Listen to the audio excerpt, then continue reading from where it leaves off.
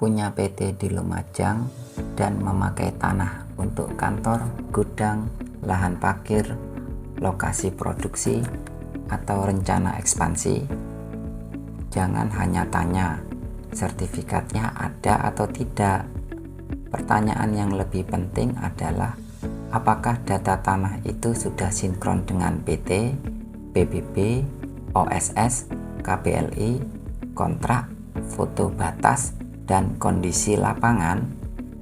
Karena tanah yang terlihat aman hari ini bisa menjadi masalah besar jika datanya tidak tertata. Banyak PT lokal, termasuk di Lumajang, sebenarnya bukan tidak punya aset.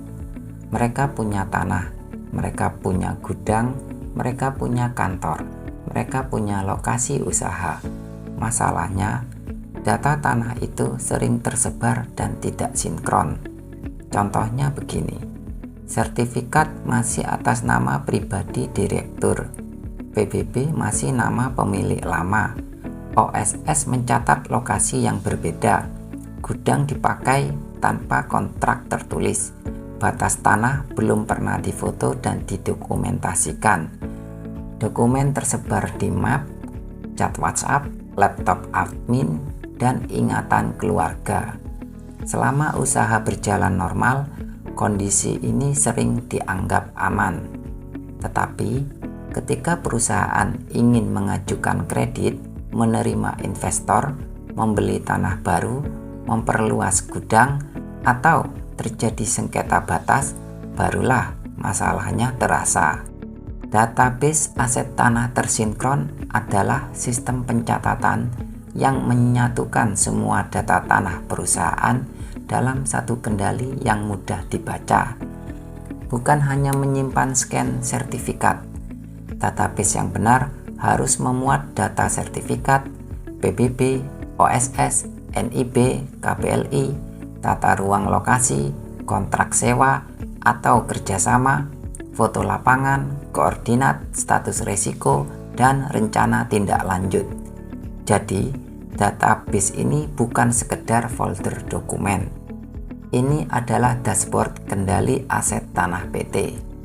Dengan database, direksi bisa tahu tanah mana yang benar-benar milik PT, tanah mana yang masih milik pribadi, tanah mana yang disewa, tanah mana yang berisiko, dan tanah mana yang siap digunakan untuk ekspansi atau pembiayaan. Ada 7 lapisan data yang sebaiknya dibaca bersama. Pertama, sertifikat dan hak atas tanah. Ini untuk melihat dasar hak, nomor sertifikat, nama pemegang hak, luas, dan status tanah. Kedua, PBB dan data pajak. PBB penting untuk melihat data objek pajak, nama wajib pajak, luas bumi bangunan, dan status pembayaran. Ketiga, OSS, NIB, dan KPLI. Ini penting karena lokasi usaha dan kegiatan usaha perusahaan perlu dikelola secara konsisten. Keempat, tata ruang lokasi. Tanah tidak cukup hanya strategis. Perusahaan juga perlu memahami apakah lokasi tersebut sesuai untuk rencana kegiatan usaha.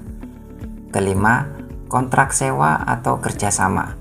Kalau tanah bukan milik PT tetapi dipakai oleh PT, harus jelas dasar penggunaannya. Keenam, foto, batas, dan koordinat. Data lapangan penting agar perusahaan tidak hanya punya dokumen, tetapi juga memahami kondisi fisik tanah. Ketujuh, status risiko dan tindak lanjut.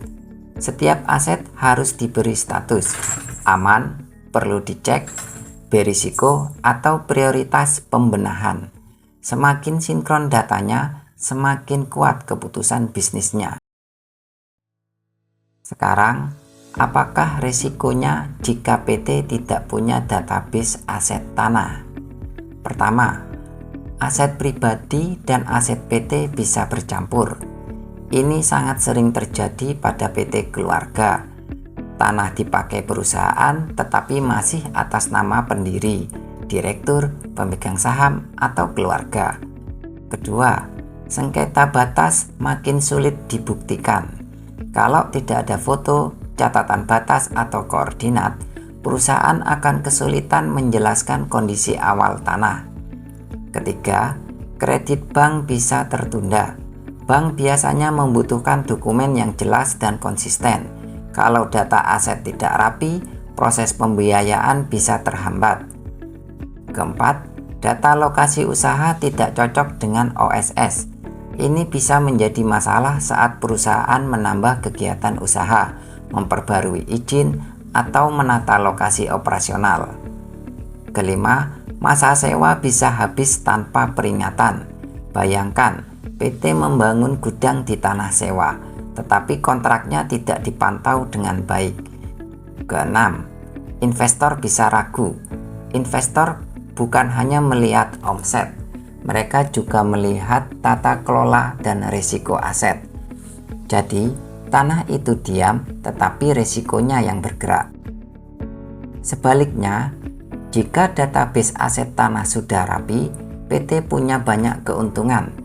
Perusahaan bisa memetakan aset dengan jelas, mana tanah milik PT, mana tanah pribadi, mana tanah sewa, mana tanah kerjasama, dan mana tanah yang statusnya perlu diperjelas.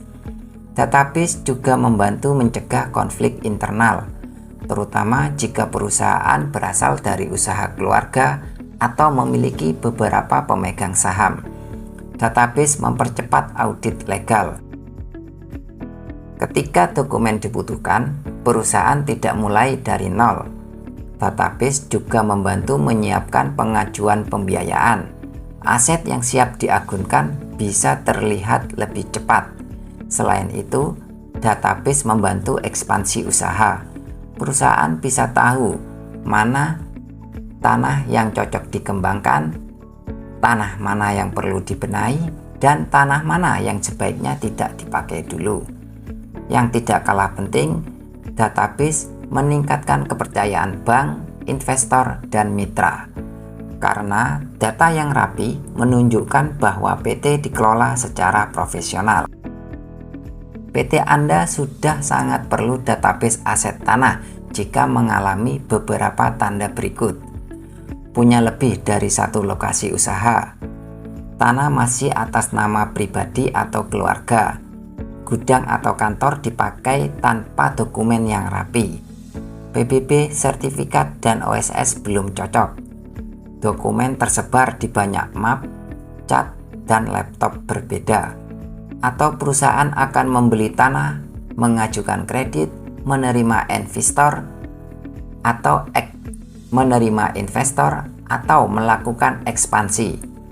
Jika 3 poin saja cocok dengan kondisi PT Anda, jangan tunggu masalah datang. Mulai petakan aset tanah dari sekarang. Tidak harus langsung sempurna. Mulai dari pemetaan.